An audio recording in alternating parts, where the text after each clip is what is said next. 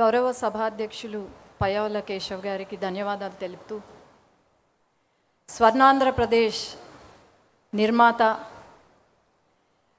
అభివృద్ధికి care of address, అలాగే దేశ రాజకీయాల్లోనే కింగ్ మేకర్గా మన పార్టీ అధినేత గౌరవనీయులు ముఖ్యమంత్రి గారు నారా చంద్రబాబు నాయుడు గారికి, అట్లాగే యువ నాయకులు మన party working president Nara Lokesh అన్న గారికి, వేదికపై ఉన్న పెద్దలకి, అట్లాగే దేశ విదేశాల నుండి ఈ మహాసభను వీక్షిస్తున్న ప్రతి ఒక్క పసుపు సైన్యానికి నమస్కారాలు తెలియజేసుకుంటూ, మహానాడు ఒక సామాన్య సభ కాదు, పసుపు సైన్యం యొక్క గర్జన ఇది.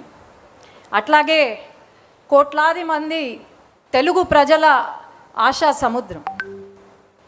ఈ మహానాడు కేవలం మన పాస్ట్ని గుర్తు చేసుకోవడం ఒకటే కాకుండా భవిష్యత్తుని కూడా నిర్ణయించే ఒక మహా సంకల్ప సభ. ప్రతి ఒక్క పసుపు కార్యకర్తకు ఈరోజు ఒక కనుల పండుగ మాదిరి.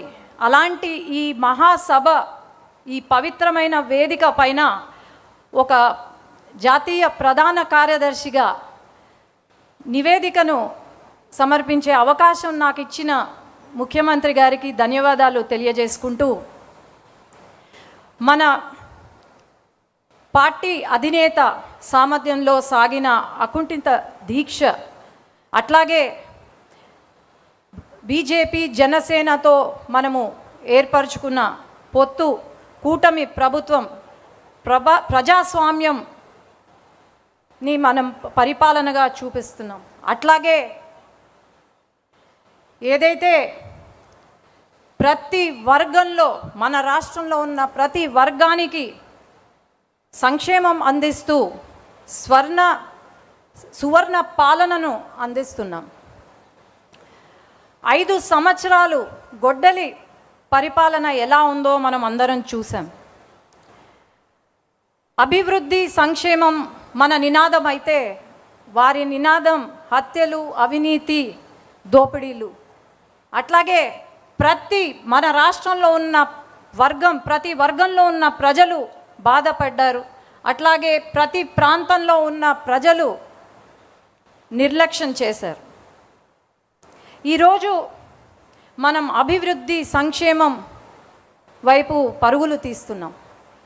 ఆనాడు వారి పరిపాలనను మనము ప్రశ్నిస్తే, కార్యకర్త నుండి మన నాయకుడు వరకు, మన అధినేత వరకు తప్పుడు కేసులు పెట్టి, మన పైన హింసించి, మన పైన తప్పుడు కేసులు, అట్రాసిటీ కేసులు పెట్టారు.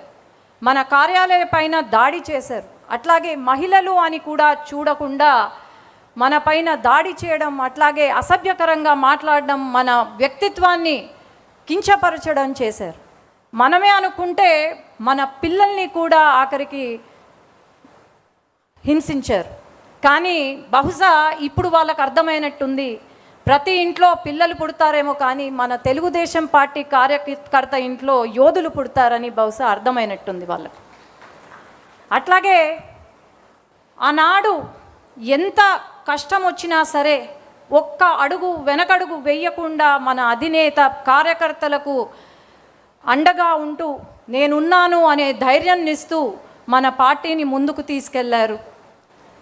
ఈరోజు మనము ఒకటే మన మనసులో ఉండాలి, మనం పని చేసేది మన పార్టీ కోసం, మన అధినేత కోసం, అట్లాగే మన పార్టీ యొక్క నినాదం కోసం తప్ప వ్యక్తిగతంగా కాదు అని నేను తెలియజేసుకుంటున్నాను.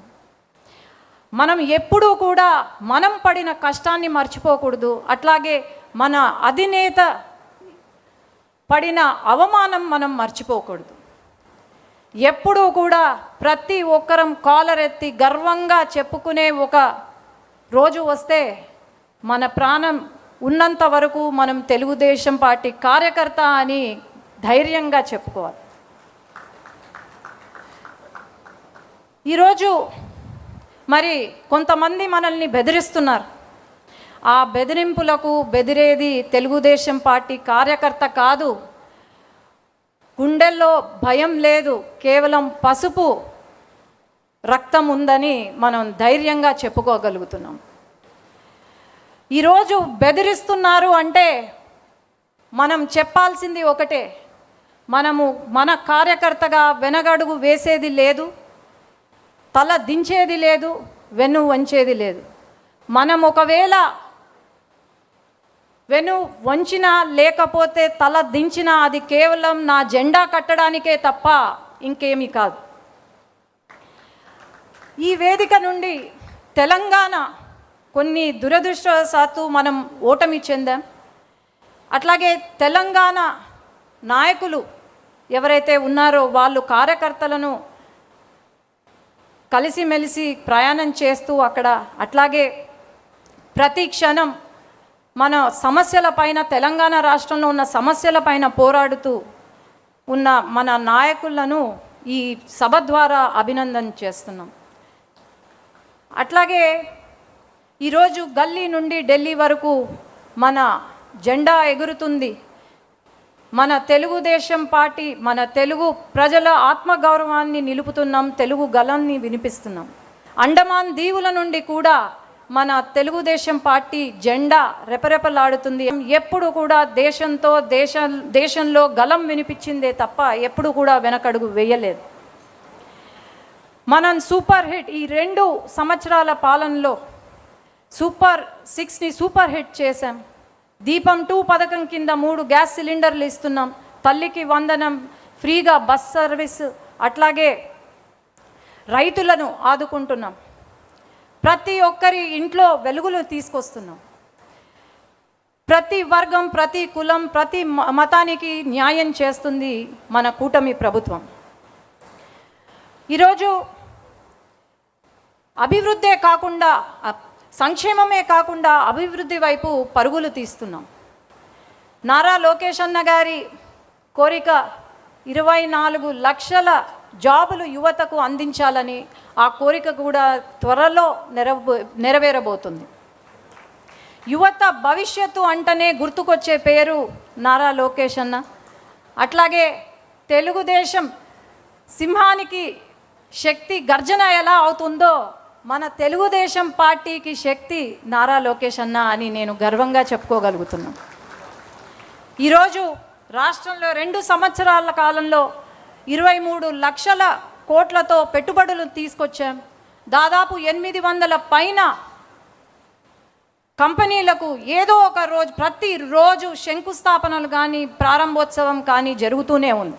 కానీ గొడ్డలి పార్టీ సమయంలో ఒక్క కంపెనీ కూడా రాలేదు అని నేను చెప్తున్నాను. అట్లాగే సంక్షేమం, అభివృద్ధి, జాబ్సే కాకుండా ఒక పక్క ఇరిగేషన్ ప్రాజెక్ట్స్ని పూర్తి చేస్తున్నాం. శాంతి భద్రతను మనము చూసుకుంటున్నాం. ఇలా చేసుకుంటూ పోయి 5 సంవత్సరాల కాలంలో మనం అనుకున్న టార్గెట్ రీచ్ అవ్వబోతున్నాం. అలాగే నా స్పీచ్ కంప్లీట్ చేసే ముందు యువగలం పాదయాత్ర గురించి చెప్పాలి. ఆనాడు యువగలం పాదయాత్ర ద్వారా లోకేష్ అన్న ట్రైలర్ చూపిస్తే ఈరోజు ప్రజలే సినిమా చూపించారు మన గొడ్డలి పార్టీకి. ఆనాడు ప్రతి అడుగున అడ్డంకులే, ఆ అడుగులు ఈరోజు శక్తిగా మారి, ఆనాడు యువగలం అడుగులే ఈరోజు శక్తిగా మారాయని గర్వంగా చెప్తున్నాను. అట్లాగే ఈరోజు ఈ పవిత్ర సమయాన ఈ మహాసభ ముందు 7 ముఖ్యమైన చరిత్రాత్మక నిర్ణయాలను ఉంచుతున్నాను. అధినేత నాయకత్వంలో మరో ఆలోచనకు తావివ్వకుండా తెలుగుదేశం పతాకం నిరంతరం రెపరెపలాడేలా ముందుకు సాగాలి. ప్రజా శ్రేయస్సే లక్ష్యంగా నడుం బిగించి ప్రభుత్వానికి అండగా నిలవాలి. ప్రత్యర్థుల దుష్ప్రచారాన్ని గ్రామ స్థాయి నుండి రాష్ట్ర స్థాయి వరకు బలంగా తిప్పికొట్టాలి. మన ప్రభుత్వం చేపడుతున్న అభివృద్ధి సంక్షేమాలను ప్రజాక్షేత్రంలోని బలంగా తీసుకెళ్లాలి. ఆధునీకరించబడిన పార్టీ సిద్ధాంతాలను ప్రతి కార్యకర్త చిత్తశుద్ధితో ప్రజల్లోకి తీసుకెళ్లి ప్రచారం చేయాలి. మన రాజకీయ ప్రత్యర్థి జిత్తులమారి నక్క లాంటివాడు. అతని అవినీతి అక్రమాలపై ప్రతి కార్యకర్త డేగ కన్నులతో నిఘా వేస్తూ ప్రజలకు నిత్యం వివరిస్తూనే ఉండాలి. కుల మత ప్రాంతీయ విద్వేషాలు రెచ్చగొట్టే అసాంఘిక శక్తులు కదలికపై నిరంతరం అప్రమత్తంగా ఉండాలి. తెలుగు జాతి గౌరవం కోసం, తెలుగుదేశం పార్టీ కోసం జోహార్ ఎన్టీఆర్, జై తెలుగుదేశం, జై నారా చంద్రబాబు నాయుడు గారు, జై లోకేష్ అన్న, జై హింద్.